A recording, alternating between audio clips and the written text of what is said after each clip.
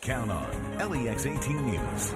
Coming up right now at 6, a juvenile facing murder charges following a deadly shooting over the weekend in Lexington. Also, the family of a missing Russell County woman might finally have closure after human remains were found this weekend. And clashes erupting once again over the weekend between police and pipeline protesters in North Dakota. The latest on this Monday, November 21st. LEX18 News at Sunrise starts now. 6 a.m. bright and early on this Monday morning, everybody. Thank you so much for joining us today for Sunrise. I'm Haley Harmon. I'm Chris Goodman. Earlier this week, or last week, we were feeling like it was summertime almost. And this week, we're feeling, I think we've skipped ahead to like December or January. Yeah, definitely a lot colder than what we saw last week, and you definitely got a taste of it over the weekend. Tom is in the Storm Tracker Weather Center with a check of your Monday weather. Hey, Tom. Yeah, when you're hitting record highs and you're in the upper 70s, you know something's got to give. And boy, did it over the weekend. We got some beneficial rain, and then, of course, the cold settled in. And guess what we're still doing early this new work week, well, at least a short work week for many. It's cold out there. It's 23. We're now down to our coldest low of the season so far in Lexington with that 23, 21 in Frankfort. A lot of folks are doing that. In fact, it's a frigid 15 degrees in Monticello. Not just cold, but cold. And we've got a Max Track Live that fortunately is clear. This is what's going on with the future track. Maybe a few clouds around early on, but I think we'll end up with sunshine today. And since it's so cold this morning, and we have a continued north to northwesterly wind today, don't anticipate much of a warm-up. Short week for a lot of kids with Thanksgiving coming up later on this week, but early this morning, layer them up. Temperatures will stay in the 20s for a number of hours before we edge our way back to probably, I think, the low to mid-40s for highs today, so some below-average stuff. We'll talk about slightly milder highs, but also a pre-Thanksgiving hit of more rain. Yeah, rain coming up as we warm up a little bit toward the middle of the week. 6:02, we begin in Nelson County this morning. A father and grandfather is dead, shot in the chest during a hunting trip over the weekend. Tommy Ballard is the father of Crystal Rogers, the Nelson County mother of 5 who has been missing since the summer of last year. LEX18 Steve Butera is tracking the latest on this shocking death. He's in our newsroom with the latest. Yeah, good morning, guys. Even what's more shocking here, the Ballard family believes that Tommy's death from Saturday was no accident. And according to the newspaper, the Kentucky Standard, the case is now being investigated as a possible homicide. Authorities, though, are not saying much about the case right now. Troopers did say that the 54-year-old died in a field off of Ed Brandt Lane in Bardstown early Saturday morning. The coroner told Wave 3 in Louisville that he was shot in the chest. Now, in this twist, he was found not far from where his daughter's car was discovered abandoned in 2015. The mother of 5 had not been seen for nearly a year and a half, with her family constantly holding on to hope that she would be possibly found. In fact, Tommy Ballard was working to organize another search for Crystal Rogers in the coming weeks. But now his family will have to plan for his burial, and a community mourns once again. It's got to be terrible for the family to miss Crystal, and now, the grandfather, or her dad, the grandkids have to be going through it. Now, KSP is investigating the shooting and cannot determine at this time if Crystal's disappearance and the shooting death are connected or if this was just a cruel circumstance. Again, the family does believe that what happened to Tommy was not a hunting accident, but maybe possibly something else. Back to you. All right, Steve, in our newsroom. Steve, thank you. 6:04. The other big story we're tracking from over the weekend, human remains that were found in Casey County. Those remains could possibly provide answers for a family of a missing woman from Russell County. They were found near Dog Walk Market in Dunville. The family of Whitney Copley missing more than a year, hoping they can get closure now with this latest find. LEX18's Patrick Price here in the studio now with the details. Chris Haley, good morning. Yeah, the Copley family has been searching nonstop since Whitney disappeared last year. Their latest search taking them to a place in Dunville where those human remains were found. That area surrounding the dog walk in Dunville is near the last known place Whitney Copley was seen. The family feels confident it is Whitney. Investigators recovered an entire skeleton as well as clothing consistent with what Whitney would have been wearing when she was last seen. They told us that if anyone was involved, that they were going to try to charge them with whatever they can charge them with, especially holding evidence, because it's been so long. The state medical examiner is working to identify those remains. Then a forensic research facility in Knoxville will try and determine the exact circumstances of what led up to her death. If that is her, this process could take up to 6 months, but the family hopes for some kind of identification on those remains by Thanksgiving. Chris Haley, back to you. Patrick, thank you very much. A juvenile facing a murder charge this morning after a deadly shooting over the weekend in Lexington. The coroner has identified the victim in that shooting as 17-year-old David Jones. Police say Jones was shot inside a home on Lexington's Honey J Court Friday evening. He was rushed to the hospital where he later died. A juvenile was arrested Saturday in connection to the shooting and is charged with murder. A Scott County driver recovering this morning after a car crash near Interstate 75. That crash happened about 6 Sunday morning on the I-75 off-ramp at exit 136. Firefighters say when they got on scene, the car was in such bad shape, they didn't even have to cut the driver out. They say the driver was still inside the car, locked in by his seatbelt. Police say investigators think the car hit a semi parked on the side of the road, and the semi driver drove off not realizing that it had been hit at that moment by another vehicle. Pretty severe impact, and we have sent contacted post asking, looking to other counties for a damaged semi. We've not been able to locate anything.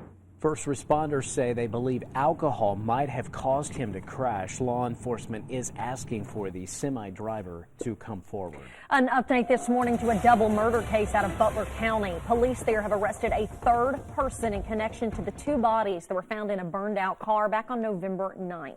22-year-old Alexis Kawhi and 21-year-old Helen Roan were arrested on Friday and charged with complicity to commit murder. Well, 33-year-old Charles Lindsay was arrested in Bowling Green on Sunday. He has been charged with 2 counts of murder. A former Kentucky forestry employee accused of starting a recent wildfire is scheduled to be arraigned today in Wayne County. Police say Stephen Vitito was fired back in April after drug charges were filed against him. The condition of his release included GPS monitoring. Well, police say because of that monitoring, they were able to determine that Vitito set a fire in Monticello earlier this month. He is now facing arson charges. Construction on the Eastern Kentucky University Pedway is now underway. Crews started work yesterday to put a support beam into place along Lancaster Avenue. Traffic had to be diverted throughout the day as crews worked. You might remember back in September, a trash truck whose truck bed wasn't lowered smashed into the Pedway, causing significant damage. That Pedway is scheduled to reopen in early 2017. Covering your world this morning on Sunrise. More information surfacing about the top names being considered for positions in the Donald Trump administration. Names including Rudy Giuliani and Mitt Romney. President-elect Trump reportedly back in New York today, continuing interviews. NBC's Tracy Potts has details. President-elect Trump interviewed more than a dozen candidates at his New Jersey golf club over the weekend, including former Massachusetts governor and Republican nominee Mitt Romney. Governor Romney is under active and serious consideration to serve as Secretary of State of the United States. So is former New York mayor and campaign confidant Rudy Giuliani. Chris Christie, who was ousted as head of the transition, had a 30-minute sit-down with the president-elect. He's a very talented man. Kansas Secretary of State Chris Kobach was called in. He's been tough on immigration. Retired Marine Corps General James Mattis seems to be a favorite for Secretary of Defense. Mr. Trump tweeted that Mattis was impressive. I know that President-elect Trump loves leaders like General Mattis. Billionaire investor Wilbur Ross was in, reportedly being considered as Commerce Secretary. The new administration will have to deal with Democrats in Congress poised to put up a fight, but signaling cooperation in some areas. We could get a major infrastructure bill done, but maybe even in the first 100 days. But first, securing a cabinet. That continues today. Tracy Potts, NBC News, Washington. The airstrike late last week that hit a children's hospital in Aleppo, Syria was caught on camera. Security camera video shows the moment the bomb hit late last week. Activists say nearly 300 people have been killed following 5 consecutive days of government airstrikes. And now with this hospital gone, over 250,000 people are without hospital care there. Another airstrike was recorded yesterday. Authorities say at least 10 children and a teacher were killed. when rockets struck a school. Protesters clashing once again with law enforcement over the weekend in North Dakota over the Dakota Pipeline project. Protesters saying police fired tear gas and rubber bullets at them and that firefighters intentionally sprayed them with a water cannon amid freezing temperatures. However, the fire department is saying firefighters were using hoses to put out fires set by the protesters. Police in Youngstown, Ohio have reopened some roads this morning. They all had to be closed last night because of icy conditions caused a number of accidents, and you see the traffic jam from it. We're told crews had to remove about 40 cars piled up on the roads before opening for traffic. Police say the first crash began when one car rear-ended another one, and several cars continued to slide into that crash. Oh, that is the worst, right when you know you're going to hit them. My goodness. Hope everybody's okay. Okay, approaching 6:11 this morning. Want to show you some viral video from Sunday's NFL games. It happened during the Minnesota Vikings game yesterday. Look at this. Oh, that's a poor Fox sound engineer covering the game. We're told his name is Bernie. He got smoked during Minnesota's pregame rush yesterday. The poor guy was just out there trying to do his job, but he ran into a wall of trouble. It actually looked worse than it was. We understand he was able to get back to work during the game, but look at this again. There it is again. Ooh, glad he is okay. Classic case of being in the wrong place at the wrong time. Yeah, he's like, I got time to get across here. Oh, no, I don't. no. 6:11 now on LEX18 News at Sunrise. All right, Lee Cruz live out at the Kentucky Horse Park this morning. Lee, happy Monday. Yeah, happy Monday to you guys. We're giving you a sneak peek of Southern Lights, which is a tradition here for Central Kentucky where you get to drive through essentially the entire Kentucky Horse Park. That includes the campground. It's quite the track where you can see all these great decorations that they've put up. And then at the end of it, of course, they've got a lot more things for you, including exotic petting zoo, Santa Claus, hot chocolate, coffee, all that. We'll give you more from the Southern Lights when we get a chance to return in just a bit. First, let's check our forecast. Go see Tom. Not just down below freezing, we're way down in the 20s, even teens in Monticello this morning. A very cold Monday morning. See what I'm tracking, especially the day before Thanksgiving, right after the break.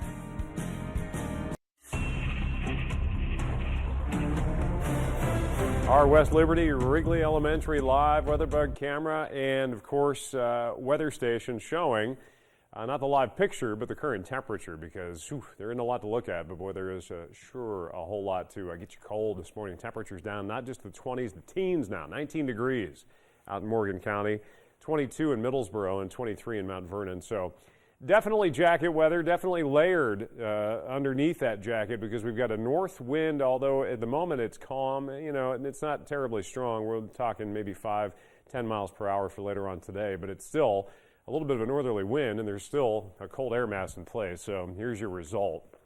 It's a cold morning. We've got mid-teens, 15 degrees in Monticello. So not only are we down there, a lot of folks are seeing their coldest lows of the season so far.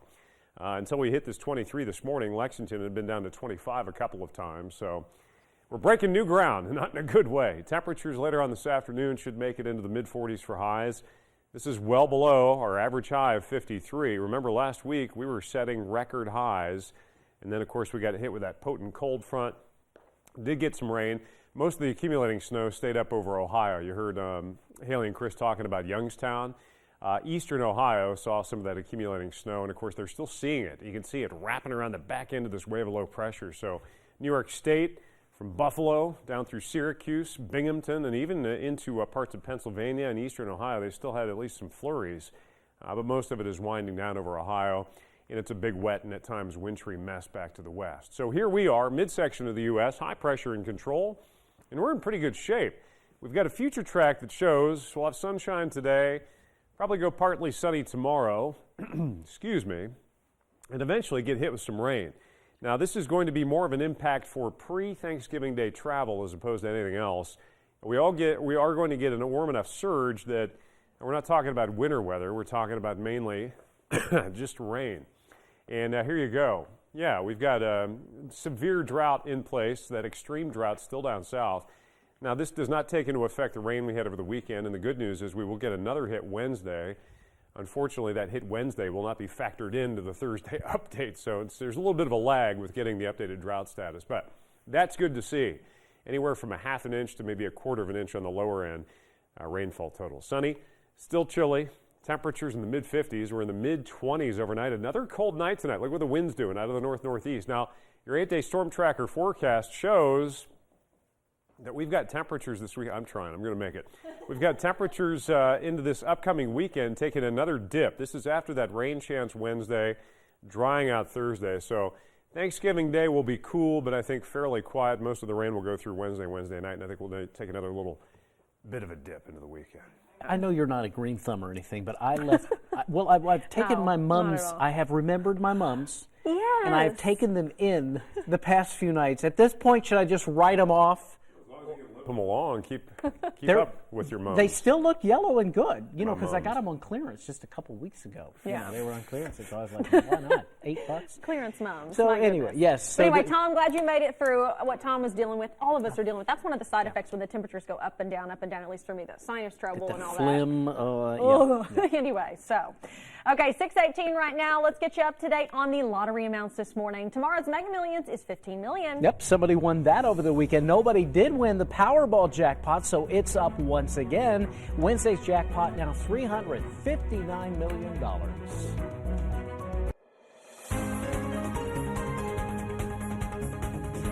Welcome back to LEX18 News at Sunrise now. Today, Laura and I are out here risking hypothermia for your entertainment here at the Kentucky Horse Park Southern Lights, which when they get to enjoy this, they get to do it from the comfort of their car. With the heater on, Yeah. You're right. Yeah. We opened up last Friday night. We're open every night till December 31st, so hope everybody will come out and drive through the lights and enjoy a little holiday spirit. We saw the one new illumination you guys have added, a tribute to some of the great horses that have been residents and still are at the Kentucky Horse Park. About how many lights we talking about altogether? We've got 3 to 4 miles worth of lights. I don't know exactly how many light bulbs, but I would say probably close to 1 million if I was to guess. Where are these things stored? Are they on property? They during are. the We summer? have several barns. We store them all in over the non-season. It's crazy how many there are, and it's just a beautiful drive. You get a chance, and then at the end of it, again, there's something for the whole family. Yeah, after you go drive through the lights, we encourage everybody to park, walk in through the big Kentucky Horse Park lighted arch, and there is a petting zoo, train rides. Santa Claus is here every night. We have lots of shopping opportunities with vendors and lots of fun things to do. So what's at the petting zoo this year? We have kangaroos and wallabies and the typical llamas and baby camels and goats and just all kinds of exotic and regular farm animals. Okay, well, again, the Southern Lights is going to be open now until December 31st every night. Okay, there you go, guys. If you get a chance, come by and visit. We'll have more as we check out some of the beautiful decor they got here at the Kentucky Horse Park when we come back. Yeah, that's crazy. That was a great question, Lehigh. Where do you store all those where do you lights? keep My all this gosh, stuff? yeah, it's amazing. Yeah, head out if you can. It sounds so cool. Okay, 6:22. Stick with us, folks. We have business headlines coming up in just a few minutes with Jane King. And next, we're playing Brain Strain. Here's another one of our questions. A new study says if your parents are bad at this, you probably are too. Got the answer next.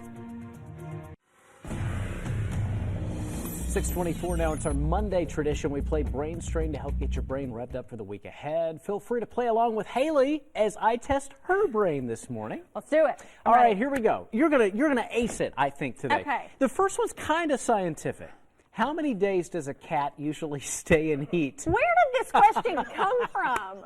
I just saw it. I'm like, I'm going to throw this one in there. I've been wondering. Haven't you all been wondering? How many days does a cat usually stay in? Would you think it's 3, 5, As the daughter or 7? of a veterinarian, I should probably know See, this. you should. Although, why would we ever discuss this? Okay, B5. B5, final And answer. you are correct. Your Dr. Harmon will be proud. Your dad will be proud. Wow. Next question. Not as scientific, you'll be glad to know. Okay. 2/3 of surveyed women say it's better to get this from another woman: a compliment, clothing, or advice. I'm going to go with A, a compliment. And you are right on the money. Yay! Look at this. You are going to ace these. Well, I'm because if telling you're you. wearing a cute outfit, if a guy's like, yeah, it's red. It's like, nice, that's not, but a sweetie. girl will be like, I love, And then you Yeah. really, you kind of take it You with take more. it, with more, sincerity. gotcha. You're like, oh, okay. All right, final question. A new study says if your parents are bad at this, you probably are too. Driving, financial planning, or math? Oh my gosh, if your parents are bad at this, you probably are too. Now, off the air, you had guessed budgeting, and I guessed said that's a good budgeting. guess. Yeah, so financial planning's on there. Mm-hmm. Right. I guess I'll do B, financial planning. Well, unfortunately, you didn't ace it because the Driving. answer is driving. Yep. Oh, how funny. Yep. My Oh. parents were not the best of drivers, and You're not a good driver? well, I mean, no, actually, I've only had one accident my whole life. That was my fault, and it was last just week. recently. Anyway, It really was last week. really He was. came in and was like, "You'll never guess what I've done." Gosh. Nobody was hurt. Don't remind me. Just Chris's pride. Okay, 5:26. Here is Jen King with our business headlines. Good morning. The trial to try to stop the merger between Anthem and Cigna begins today. The government sued to stop the $48 billion deal, saying it would hurt competition and ultimately the consumer will pay more. Anthem defends the deal, promising it will produce notable consumer benefits without hurting competition. Well, pre-cut bagged salad may actually be contributing to increases in salmonella.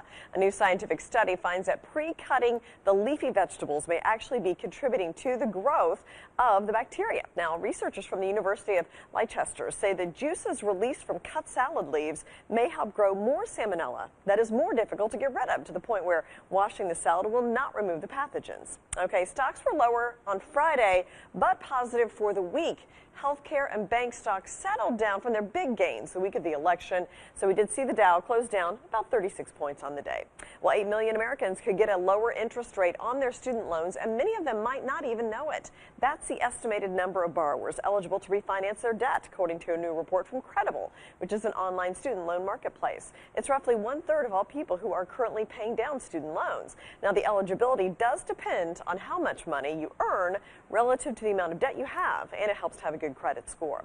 And startup companies offering Thanksgiving in a box. They come with recipes and pre-portioned ingredients delivered to your home, and you can save time by just simplifying the shopping. Some of the companies that provide this are Blue Apron, Chef, Marley Spoon, and Purple Carrot, which is a vegetarian meal kit company. From the NASDAQ market site in Times Square, I'm Jane King with your morning business report.